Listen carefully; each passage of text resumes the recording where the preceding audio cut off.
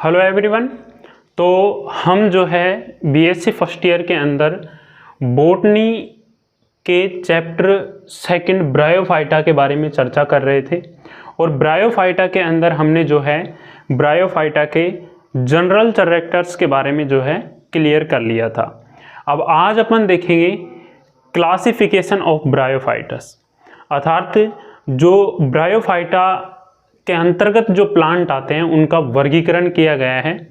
और वो वर्गीकरण जो है किसने किया है, तो आधुनिक वर्गीकरण जो है सबसे पहले रोथ मेलर नाम के एक साइंटिस्ट थे।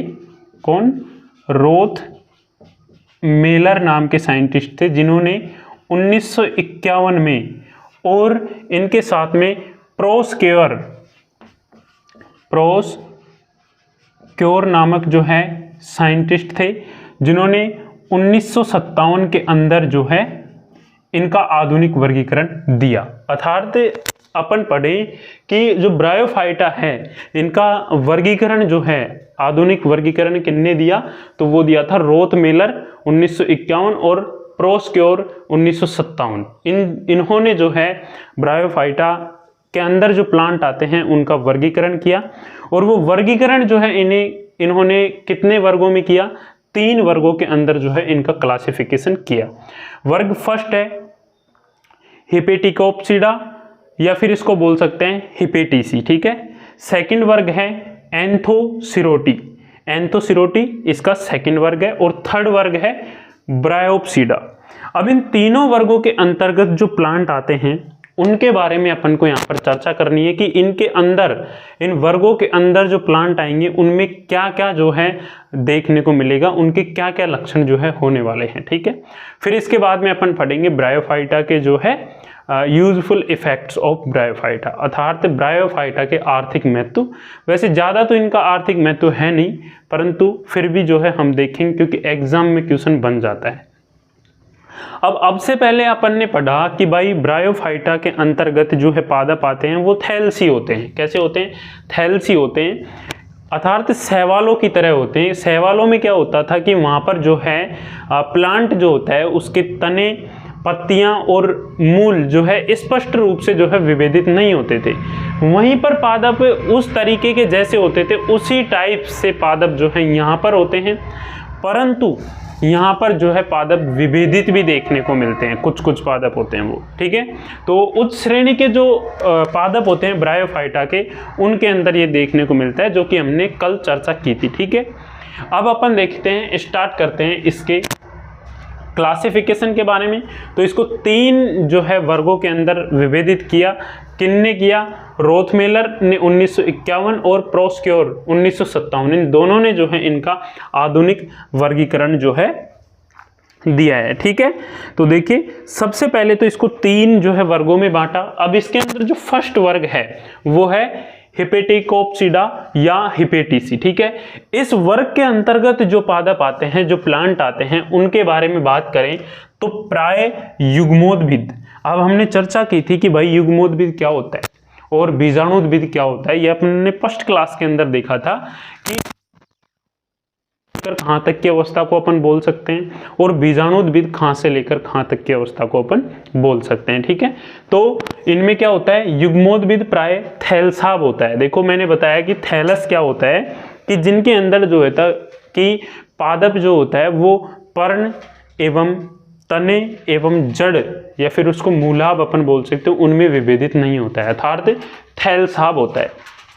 तो इनके अंदर जो प्लांट आएंगे उनमें भी जो है विभेदित नहीं होगा। इस कारण इन्हें लीवर वर्टस कहते हैं। भाई युग्मोद्भिद है और थैलसाब है, इस वजह से इन्हें क्या कहते हैं? लीवर वर्टस कहते हैं, ठीक है। नेक्स्ट में इनके जो है लक्षण की बात करूं तो मूलाभास, अर्थात जो नीचे मूल होती है इनके, मैंने आपको बताया था कुछ इस तरीके से जो है इसका पादप होता है, उसके अंदर जो है यहाँ पर कुछ मूलाभास होते हैं, ठीक है। क्या होते हैं? मूलाभास होते हैं, ठीक है। यहाँ से दिख तो रहे हैं ना आपको, यहाँ नीचे देखता हूँ मैं, हाँ दिख रहा है। देखो इस तरीके से क्या होते हैं? मूलाभास होते हैं, ठीक है। और जैसे कि मान लो ये मादा है तो ये जो भाग होगा इसका इस तरीके से भाग हो जाता है, ठीक है। कौन सा भाग हो जाता है? स्त्रीकेसर भाग हो जाता है। और ये जो क्रिया है, ये जो संरचना है, इसको अपन बोल सकते हैं थैलस। ठीक, थैलस। अब ये आपने देखा होगा कि जैसे कि काई लग जाती है, ठीक है। अब जैसे काई लग जाती है तो आपने अब से पहले देखा होगा कि यार ये काई है, पर वो काई नहीं है, वो रियलिटी में वो ब्रायोफाइटा है। ठीक है, क्या है, ब्रायोफाइटा के प्लांट है। अब उन काई के अंदर तो आपको ऐसा पादप देखने को नहीं मिलेगा, उनके अंदर तो सिर्फ इस तरीके से जो है वो होते हैं, जो कि जैसे किसी पत्थर के ऊपर लगे हुए होते हैं, ऐसे मान लो, है ना। तो वो क्या होते हैं कि वो थैलसी पादप होते हैं, अर्थात उनमें सिर्फ यही भाग होता है, जो थैलस भाग होता है, यही भाग जो है देखने को मिलता है। तो देखो, मूलाभास एक कोशिक व अशाखित होते हैं। ये क्या होते हैं, अशाखित होते हैं, जैसे कि एक ही है बस ये, ठीक है। अर्थात ये शाखाओं में नहीं होते, इस तरीके से नहीं होते हैं। तो इनके अंदर मूलाभास एक कोशिक व अशाखित तथा पट रहित होता है। अब भाई कैसा होता है, मूलाभास एक कोशिक व अशाखित तथा पट रहित जो है इनके अंदर होता है। ठीक, नेक्स्ट मैं बात करूं, हरित लवक अनेक व पायरिनोइड्स रहित होता है। अब हरित लवक तो होते हैं इनके अंदर, बहुत होते हैं हरित लवक तो, परंतु पायरिनोइड्स हैं जो, ये क्या है, ये पायरिनोइड क्या है, ये पायरिनोइड जो होते हैं ये हरित लवक के अंदर ही पाए जाते हैं। किसके अंदर, पायरिनोइड हरित लवक के अंदर पाए जाते हैं। इनका कार्य होता है जैसे कि मान लो प्रकाश संश्लेषण में क्रिया करते हैं तो उस टाइम पे इनको जो है यूज होता है। नेक्स्ट, जैसे कि भोजन का संचित करना होता है तो उस टाइम पे पायरिनोइड्स का काम जो है होता है। तो इस वजह से इनके अंदर हरित लवक अनेक होते हैं व पायरिनोइड्स रहित होता है। ठीक है, नेक्स्ट बात करूं, लैंगिक अंगों का परिवर्धन थैलस की पृष्ठ सतह पर सतही कोशिकाओं से होता है। अब देखो, अब से पहले हमने पढ़ा था, जो नॉर्मल कैरेक्टर्स पढ़े थे उनमें तो देखो इस तरीके से स्त्रीकेसर भाग होता है, और फिर इसी पादप को बनाओ तो इस तरीके से जो है नर पादप होता है, उसके अंदर जो है यहाँ पर पुंगुंग होते हैं। अब यहाँ पर जो है ये थैलस भाग है, तो यहाँ पर लिखा है कि लैंगिक अंगों का परिवर्धन थैलस की पृष्ठ सतह पर सतही कोशिकाओं से होता है। अब जो ये लैंगिक अंग है ना, ये ऊपर की साइड जो निकल रहे हैं, कहाँ से निकल रहे हैं, थैलस से निकल रहे हैं। ठीक है, तो कुछ पादप इस वर्ग के अंतर्गत जो पादप आएंगे, हिपेटिसी जो आपका वर्ग है फर्स्ट, इसके अंदर जो पादप आएंगे उनमें इस तरीके से ऊपर निकला हुआ जो है स्त्रीकेसर का भाग नहीं होगा। सिर्फ यहाँ पर ही जो है इसकी कुछ कोशिकाएं होती हैं, जो कि कैसी होती हैं, सतही कोशिकाएं होती है। थैलस की क्या होती हैं, सतही कोशिकाएं होती हैं। इन कोशिकाओं से ही क्या होता है, इन कोशिकाओं से ही लैंगिक अंगों का निर्माण होता है। लैंगिक अंग यहीं से निकलते हैं, जिनको अपन, जैसे कि ये नर हुआ तो यहाँ पर स्त्रीकेसर बोल सकते हैं। ठीक है, और फिर जो है यहाँ से ही क्या होगा, इनसे ही, अगर ये स्त्रीकेसर का भाग है, प्लांट जो ये है फीमेल का प्लांट है, तो इसके अंदर जो है यहाँ पर पुंगुंग, यहाँ पे ओवम, जिसे अपन बोल सकते हैं अंडप जो है भाग यहाँ से रहेगा। और अगर ये पुरुष भाग है तो इनमें क्या होता है कि जो थैलस भाग है ना, यहीं से जो है क्या होते हैं, ये इसकी कोशिकाएं, सतही कोशिकाओं से क्या होता है, भाग जो है निर्माण होता है लैंगिक अंगों का। तो मान लो ये नर पादप है, तो अब इसके अंदर जो है नर पादप से जो है क्या निकलेंगे, यहाँ से पुंगुंग निकलेंगे। ठीक है, अब ये जो पुंगुंग हैं, अब बस इनका कार्य इतना ही है। बाकी हमने पढ़ा था पहली क्लास में कि भाई नर पादप से पुंगुंग आ गए, ठीक है, और मादा पादप से अंडप हो गया। अब क्या होता है कि जो पुंगुंग हैं इनको क्या कर दिया जाता है, जल में छोड़ दिया जाता है। और हमने पढ़ा था कि ब्रायोफाइटा के अंदर कोई सा भी पादप हो, कोई सा भी वर्ग का पादप हो, उनके अंदर निषेचन के लिए, फर्टिलाइजेशन के लिए क्या चाहिए, जल की आवश्यकता जरूरी है। क्योंकि ये पुंगुंग जो होते हैं ये जल की सतह पर छोड़ दिए जाते हैं, और ये पुंगुंग जल की सतह से तैरते हुए जो है कहाँ पर पहुँचते हैं, अंडप भाग तक पहुँचते हैं, और पुंगुंग और अंडप दोनों मिल जाते हैं। ठीक है, इस तरीके से देख लो, मैं पुंगुंग प्लस अंडप ये दोनों मिलते हैं। अब ये रहते कौन सी अवस्था में है, अगुणित अवस्था में रहते हैं, अर्थात एन रहता है यहाँ पर, सिर्फ क्या रहते हैं, अगुणित अवस्था में रहते हैं। फिर ये दोनों में फर्टिलाइजेशन होगा तो ये 2n अवस्था जो है यहाँ पर बनेगी, और यहाँ पर युग्मनज आपको प्राप्त होगा। ठीक है, युग्मनज प्राप्त होगा तो जस्ट बाद में जो है इसका क्या होगा, जो है डिवीजन होगा, सेल डिवीजन, कोशिका विभाजन होगा, और वो कोशिका विभाजन कौन सा होगा? अर्धसूत्री विभाजन होगा। कैसा होगा? अर्धसूत्री विभाजन होगा। कैसे विभाजन होगा? अर्धसूत्री विभाजन जो है इनके अंदर देखने को मिलेगा। और ये जो है यहाँ पर भी देखो, यहाँ से और यहाँ तक की आवश्यकता जो अवस्था है वो तो कहलाएगी युग्मोद्भिद, क्योंकि यहाँ पर युग्मक हैं। क्या कहलाएगी? युग्मोद्भिद। और जो इससे नीचे की, जहां पर 2n अवस्था से लेकर नीचे की जो प्रक्रिया होती है वो कहलाएगी बीजाणुद्भिद। क्या कहलाएगी? बीजाणुद्भिद। तो इस तरीके से जो है युग्मोद्भिद अवस्था होती है और इस तरीके से बीजाणुद्भिद अवस्था होती है, और इनके अंदर फर्टिलाइजेशन के जस्ट बाद में ये आराम अवस्था नहीं होती है, अर्धसूत्री विभाजन जो है होता है। ठीक है, इस तरीके से आपको। नेक्स्ट, बीजाणुद्भिद सरल होता है, बिल्कुल सरल है। देखो यहाँ पर इनके अंदर क्या होता है, अंडक और पुंमुग मिलता है और बीजाणुद्भिद अवस्था आती है, तो उसके जस्ट बाद जो है अर्धसूत्री विभाजन हो जाता है। अब किसी किसी के अंदर जो है बीजाणुद्भिद अवस्था के अंदर जो है संपुट आपको देखने को मिलेंगे, परंतु अधिकांशतः इनके अंदर जो है सरल प्रकार का बीजाणुद्भिद होता है। एग्जाम्पल की बात करूं, जो फर्स्ट वर्ग है अपने पास हेपेटिकोप्सिडा, इसके एग्जाम्पल है रिक्सिया और मार्केंसिया।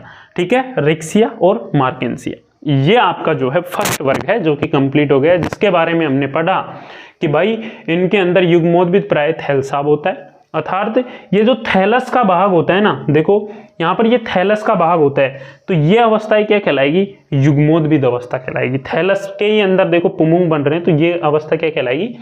युग्मोद्भिद कहलाएगी। और ब्रायोफाइटा का अध्ययन कर रहे हो तो बस यही समझ लेना, ये जो मैंने बताया ना, यहाँ पर अंडक ये अगुणित होते हैं, फिर कैसे इनमें युग्मोद्भिद अवस्था कहाँ से कहाँ तक होती है, फिर बीजाणुद्भिद अवस्था कैसी होती है, बीजाणुद्भिद अवस्था के जस्ट बाद जो है इनमें अर्धसूत्री विभाजन होता है, यही आपको समझना है। ठीक है, इसको समझ लोगे तो आपकी जो है ब्रायोफाइटा का लगभग जनरल कैरेक्टर्स कंप्लीट मान लो आप, है ना। ठीक है, नेक्स्ट मैंने बात की ये, और लैंगिक अंगों का परिवर्धन थैलस की पृष्ठ सतह से होता है, यह आपके समझ में आ गया। हरित लवक अनेक व पायरिनोइड रहित होता है, हरित लवक के अंदर जो है पायरिनोइड पाए जाते हैं। कंफ्यूज होने की जरूरत नहीं है कि ये पायरिनोइड क्या है। पायरिनोइड हरित लवकों के अंदर क्लोरोप्लास्ट के अंदर ही जो है पाए जाते हैं। ठीक है, अब देखो अपना सेकंड वर्ग है, वो है वर्ग नंबर सेकंड, एंथोसिरोटी। ठीक है, एंथोसिरोटी जो वर्ग है इसके अंतर्गत जो पादप आते हैं उनके लक्षण अपन देखेंगे कि भाई इसके अंतर्गत प्लांटों को इनका वर्गीकरण किया ही क्यों गया है भाई, क्योंकि इसके अंदर पादप कुछ ऐसे मिले इनको जिनको अलग अलग वर्गों में रखना जरूरी था, एक साथ उनका अध्ययन नहीं किया जा सकता था। तो देखो यहाँ पर युग्मोद्भिद, थैलसाब, वायु प्रकोष्ठ व सल्कों का अभाव होता है। पहला तो यही है कि भाई युग्मोद्भिद है, युग्मोद्भिद कहाँ पे होता है? थैलसाब, इसमें भी लिखा है थैलसाब। अब थैलसाब है और युग्मोद्भिद है तो समझ जाओ थैलस के ऊपर जो है उसकी ऊपरी कोशिकाएं होती है, उनसे जो है इनके युग्मकों का निर्माण होता है, जैसे कि अंडक और फिर अपन ले ले क्या, पुंमुग, इनसे थैलस के ऊपर के कोशिकाओं से निर्माण होता है। ठीक है, वायु प्रकोष्ठ व सल्कों का अभाव होता है। जो थैलस भाग होता है उस पे क्या होते हैं? वायु प्रकोष्ठ होते हैं, और सल्कों का वहां पर क्या होता है? अभाव होता है। ठीक है, थैलस के ऊपर, कंफ्यूज होने की जरूरत नहीं है, थैलस के ऊपर जो है वायु प्रकोष्ठ दिखेंगे और सल्कों का अभाव होगा। नेक्स्ट हमने पढ़ा था कि भाई बाकी इनमें तो क्या है, इनमें तो लैंगिक जनन हो रहा है, परंतु हमने पढ़ा था कायिक जनन। अब भाई कायिक जनन कैसे होता है? जो इनका थैलस भाग होता है ना, वो थैलस भाग जैसे कि मान लो टूट गया या फिर अलग अलग हो गया, दो भागों में विभाजित हो गया, तो वो थैलस भाग पूर्ण रूप से बन जाता है और वो जनन करने के लिए सक्षम होता है। तो इस तरीके से इनमें कायिक जनन भी देखने को मिलता है। ठीक है, और लैंगिक जनन हमने ये पढ़ा, अगुणित अवस्था में रहते हैं पुंमुग और अंडक, और फिर इनके अंदर फर्टिलाइजेशन, निषेचन होता है और युग्मनज बनता है। युग्मनज के जस्ट बाद जो है अर्धसूत्री विभाजन होता है। ठीक, नेक्स्ट देखो, मूलाभास एक कोशिक, चिकने, ऐसाकित व पट रहित होते हैं। अर्थात इनके अंदर जो मूलाभास होते हैं ये कैसे होते हैं? ऐसाकित होते हैं, एक कोशिक होते हैं, एंड चिकने भी होते हैं, और ऐसाकित व पट रहित होते हैं। तो इसमें तो कोई समझाने की जरूरत ही नहीं है, याद करना है कि भाई वर्ग सेकंड ब्रायोफाइटा का जो वर्ग सेकंड है एंथोसिरोटी, इसके अंतर्गत जो प्लांट आते हैं उनके अंदर जो मूल होती है, मूल तो इनके अंदर स्पष्ट होती ही नहीं है, किसी भी पादप में नहीं होती, इनके अंदर मूलाभ होते हैं। तो वो मूलाभास होते हैं, वो एक कोशिक, चिकने, ऐसाकित व पट रहित होते हैं। ठीक है, क्लियर। नेक्स्ट मैं बात करूं, प्रत्येक कोशिका में एक बड़ा पायरिनोइड युक्त हरित लवक उपस्थित होता है। अर्थात इनकी प्रत्येक जो सेल्स होती है, प्रत्येक कोशिका होती है, उसके अंदर भाई हरित लवक पाया जाएगा। अब हरित लवक पाया जाएगा तो हरित लवक के अंदर ही जो है पायरिनोइड पाए जाते हैं। और इन पायरिनोइड का कार्य क्या था, मैंने आपको पहले भी बताया था। कंफ्यूज होने की जरूरत यहाँ पर बिल्कुल भी नहीं है। प्रत्येक सेल्स कोशिका में एक बड़ा पायरिनोइड होता है, जो हरित पादप होते हैं उनके क्लोरोप्लास्ट होते हैं। ठीक है, उन क्लोरोप्लास्ट में जो है पायरिनोइड उपस्थित होते हैं। ठीक है, ये कोई अलग भाग नहीं है प्लांट का, ये हरित पादपों के क्लोरोप्लास्ट जो होते हैं उनके अंदर ही पाए जाते हैं। ठीक है, तो देखो हरित लवक उपस्थित होता है। ठीक है, नेक्स्ट है पुधानिया अंतर्जात। अब पुधानिया अंतर्जात है, इसका मतलब ये है, देखो आप अच्छे से समझना इसको, क्योंकि ये बहुत ही जो है इंपॉर्टेंट आपका चैप्टर है ब्रायोफाइटा, जिसके बारे में आपको अध्ययन करना है। देखो ये इसका थैलस भाग होता है, अपने अध्ययन किया है, ये इसका थैलस भाग होता है, ये नीचे मूलाभ, अपन बात करें मूलाभास, और ये ऊपर जो है इनका आप स्त्री केसर मान लो या फिर पुंकेसर मान लो, जिससे कि पुरुष का नर भाग है तो पुमुंग आएगा यहाँ से, और मादा भाग है तो स्त्री केसर आएगा। अब यहाँ पर लिखा है पुदानी अंतर्जात। अब इनके अंदर जो पुदानी होता है, अर्थात जो स्त्री केसर भाग होता है, वो इस थैलस के अंदर होते हैं। क्या होते हैं, थैलस के अंदर जो है घुसे हुए होते हैं, इसकी ऊपर की सतह से अंदर की तरफ होते हैं पुदानियाँ। इसकी पुदानियाँ कैसी होती है, अंतर्जात होती है। थैलस की जो पृष्ठ होती है, सतह होती है, इसके अंदर की तरफ होते हैं। ठीक है, अर्थात इनके अंदर जब भविष्य में जनन होगा तो इनकी जो पृष्ठ सतह है वो टूटेगी, और उसके बाद में जो है ये पुदानियां बाहर आएंगी। ठीक है, इस तरीके से जो इनमें पुदानियां अंतर्जात होती है। नेक्स्ट बात करूं, बीजाणुद्भिद रेखाकार व संपुट में स्तंभिका की उपस्थिति होती है। बीजाणुद्भिद इनमें कैसे होता है, सरल प्रकार का नहीं होता, इनमें रेखाकार होता है। ठीक है, एंड संपुट में स्तंभिका की उपस्थिति होती है। नेक्स्ट इनका एग्जाम्पल की मैं बात करूं तो उदाहरण है एंथोसिरोस और नोटोथैलस। ठीक है, ये दो एग्जाम्पल है जो अपन को याद करने हैं। एंथोसिरोटी के एग्जाम्पल एंथोसिरोस व नोटोथैलस, इसके अंदर अंतर्गत दो प्लांटों के एग्जाम्पल मैंने यहाँ पर लिखे हैं। बाकी इन प्लांटों के बारे में ही जो है ये है कि ये इन प्लांट जो होते हैं, ये प्लांट होता है, इसके अंदर ही युग्मोद्भिद, थैलसाब, वायु प्रकोष्ठ व सल्कों का अभाव देखने को मिलेगा। ठीक है, तो इस तरीके से जो है अपना वर्ग नंबर। अब देखेंगे अपन वर्ग नंबर 3 जो कि है ब्रायोप्सिडा। अब ब्रायोप्सिडा वर्ग जो है, इसके अंदर जो प्लांट आते हैं या फिर इस वर्ग के अंतर्गत जो पौधों को रखा गया, उनके बारे में अपन देखें तो देखो सबसे पहले युग्मोद्भिद एक शयान प्रथम तंतु व एक उर्ध्व युग्मकधर में विभेदित होता है। अर्थात इनका जो युग्मोद्भिद भाग होता है, अर्थात जो ऊपरी भाग होता है, युग्मक वाला भाग होता है, जिसके अंतर्गत ये कैसे होते हैं, एक शयान प्रथम तंतु व एक उर्ध्व युग्मकधर में विभेदित होते हैं। ठीक है, युग्मोद्भिद भाग किस किस में, उर्ध्व युग्मकधर में विभेदित होता है।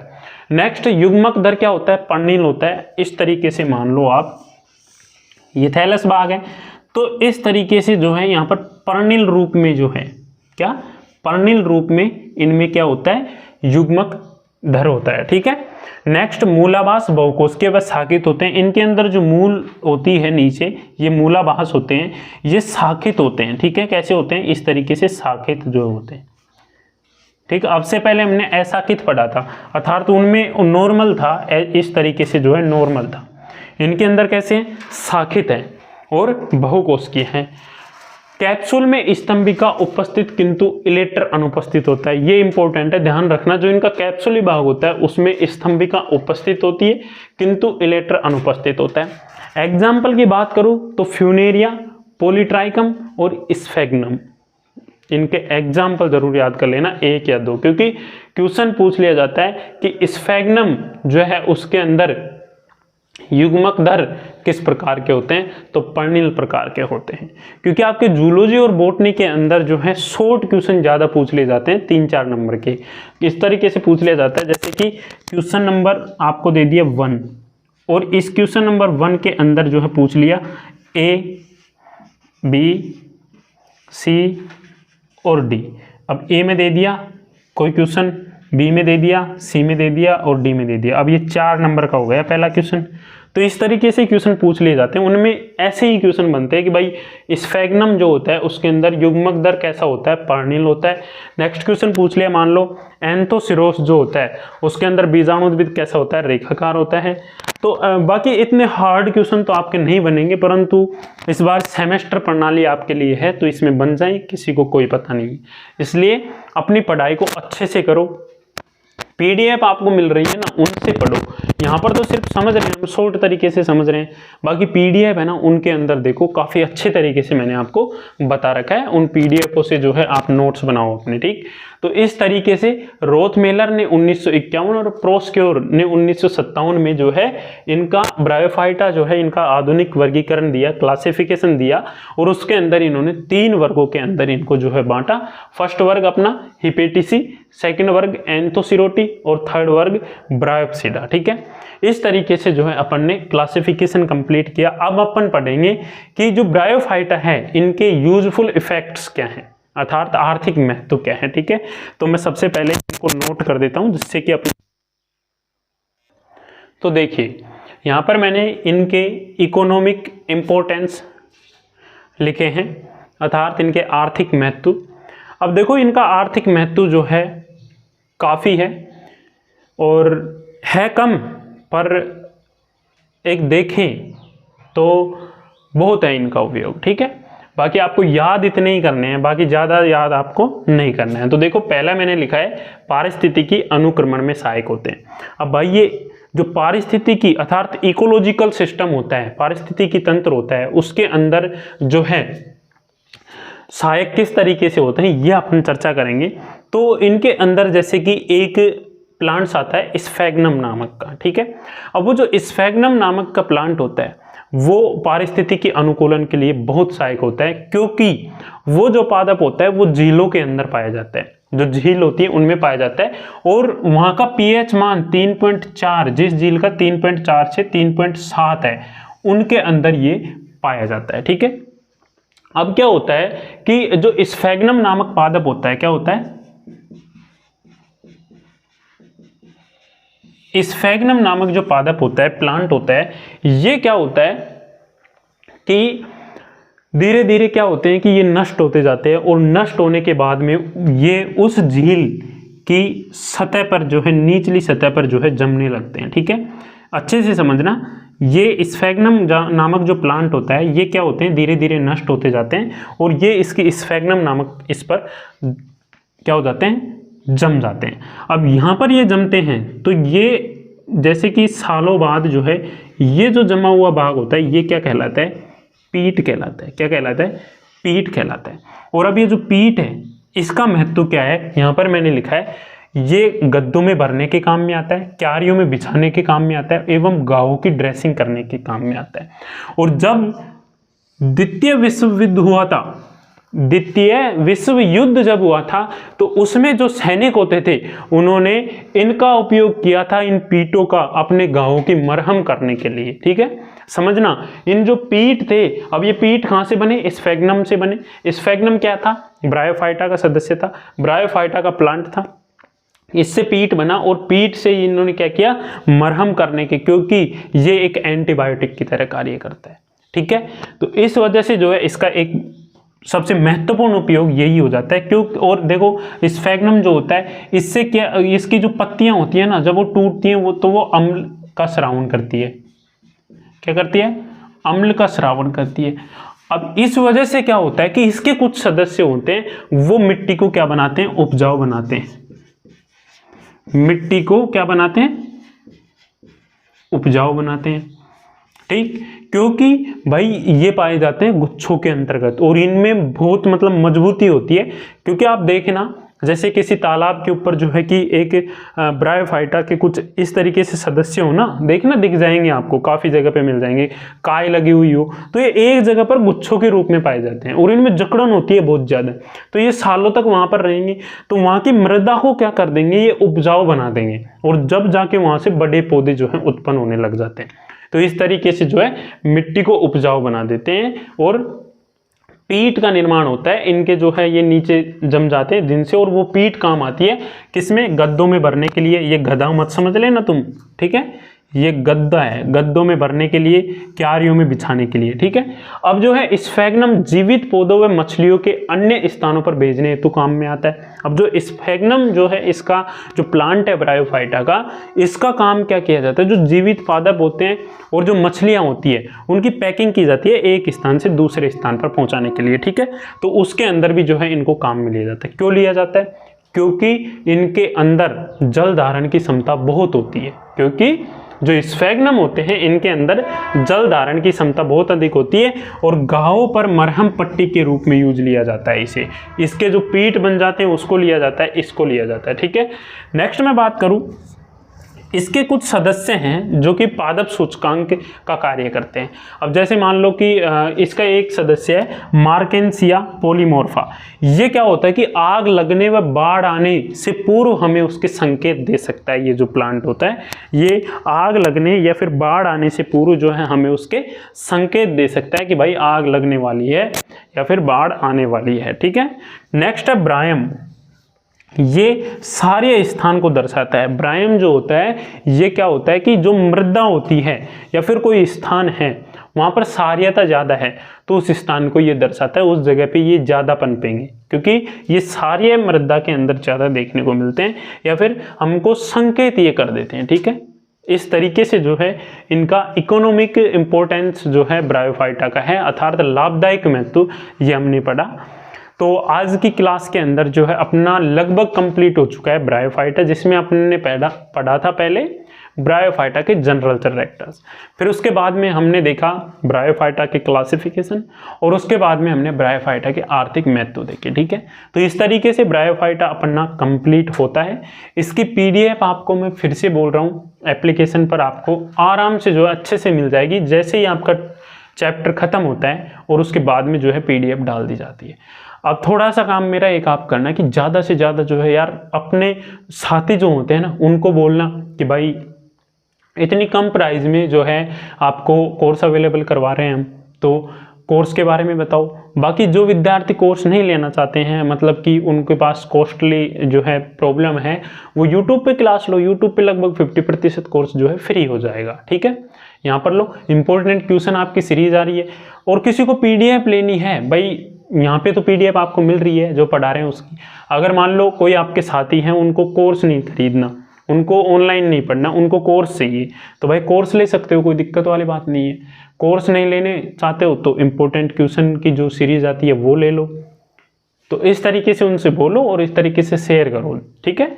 फिर अपन मिलते हैं, नेक्स्ट क्लास अपनी होगी टेरिडोफाइटा के ऊपर। किसके ऊपर होगी? टेरिडोफाइटा। टेरिडोफाइटा की थोड़ी सी अपन इस क्लास में बात करें, ठीक है। और देखो अभी मैंने इंपॉर्टेंट क्वेश्चन लिखवाना इनका बंद कर दिया है, क्योंकि अभी इंपॉर्टेंट क्वेश्चन की सीरीज आएगी ना, उसके अंदर जो है अपन इन क्वेश्चनों को करवाएंगे, ठीक, इनके आंसर सहित करवाएंगे। अभी तो क्या है, मैं जो इंपॉर्टेंट क्वेश्चन आपको ऐसे ही लिखवाता था कि भाई ये क्वेश्चन कर लेना, ये कर लेना, ठीक है। बाकी इसकी भी मैं बात करूँ तो कुछ 2-4 क्वेश्चन है वो आप कर सकते हो, अगर आपकी इच्छा हो तो लिख सकते हो, कोई दिक्कत वाली बात जो है नहीं है। ब्रायोफाइटा में लैंगिक जनन, देखो क्वेश्चन है बहुत बढ़िया है। ब्रायोफाइटा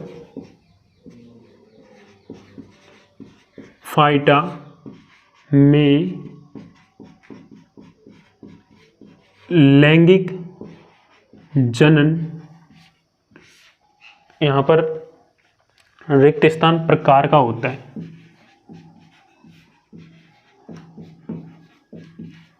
प्रकार का होता है।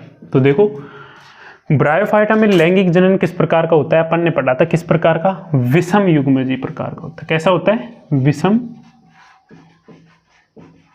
युग्म की प्रकार का होता है। शॉर्ट क्वेश्चन बन जाते हैं भाई मेरे, ठीक है। नेक्स्ट बात करें इनके अंदर पीट कोयला किससे बनता है? अभी अपन ने चर्चा की थी, पीट का नाम आ जाए तो याद रखना स्फैग्नम, पीट का नाम आ जाए तो स्फैग्नम। अब क्वेश्चन आपसे पूछा गया था पीट कोयला किससे बनता है, किससे बनता है? तो किससे बनता है? स्फैग्नम